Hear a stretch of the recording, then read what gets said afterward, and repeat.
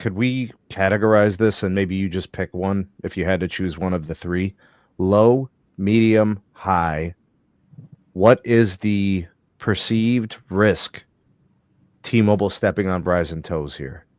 How would you categorize that risk for Verizon? Low, medium, high? Very high. Very high. You have three guys that are in the arena. All of them have long knives, and they're going at each other, right? You actually now five guys in the arena, and so they all have long knives. It got a lot more crowded. They can't even stay away anymore. It's that crowded, right? And so inevitably there will be some blood on the floor. Yeah. Right? It's like when you have three people, you can stay maybe a little bit more away from each other, even though they don't want to.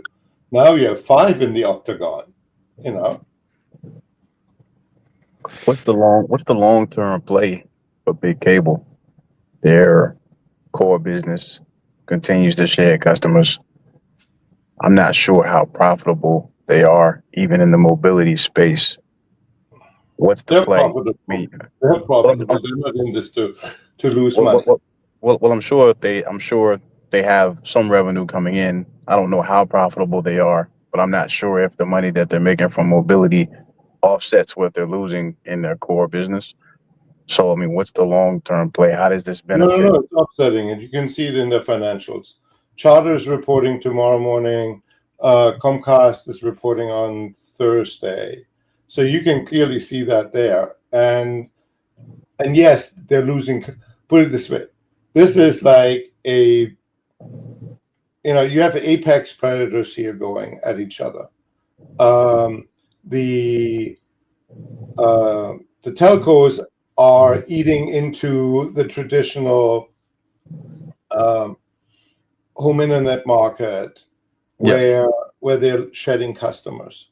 Where meanwhile, on the mobile side, they're eating into the wireless things. So in a way, they're both raiding each other's home market, and they're peeling off customers that are unhappy and that have no alternative. I would refer to an article I wrote. I published it at RCR Wireless. Give it some. I think I call it Ouroboros or something like that. Wireless watershed. If you go to that article.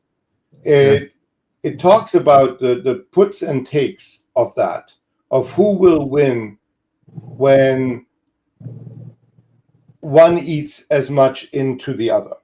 The convergence watershed. The convergence watershed, right? I would highly recommend that article to shed a light of what's going on. So when you look at cable, yes, cable is losing home internet customers, but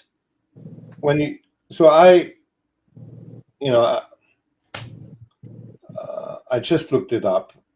Like for cable, for Charter and Comcast, in the last year, we talked to more than 60,000 customers of both of these carriers and asked them NPS questions. On a scale from 0 to 10, how likely are you to recommend this service, this podcast to your friends and family, right? So what happens if you rate 9 and 10, you're considered a promoter, because people who say 9 and 10, they talk well about it. Mm-hmm. People who talk 0 to 6 will talk badly about it.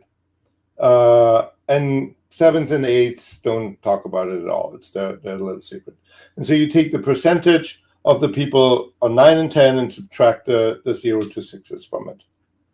When you look at the NPS numbers for cable, they're around 0. They're a little bit above 0.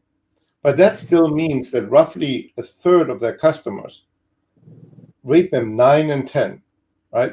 They're extremely happy with these guys. There's also 1/3, that really hates them. And, some of the questions that we have asked is like, hey, if you really hate your home internet provider so much, why aren't you leaving, right?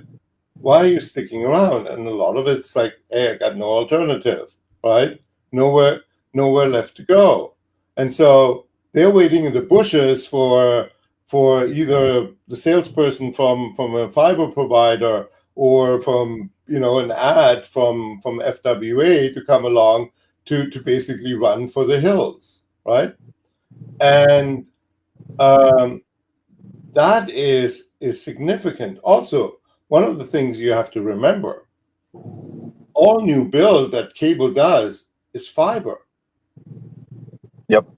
10% of their customers are like all the RDOF expansion, all of that stuff. I think 10 or 11% of Comcast's fiber customers are on cable customers are actually on fiber, right?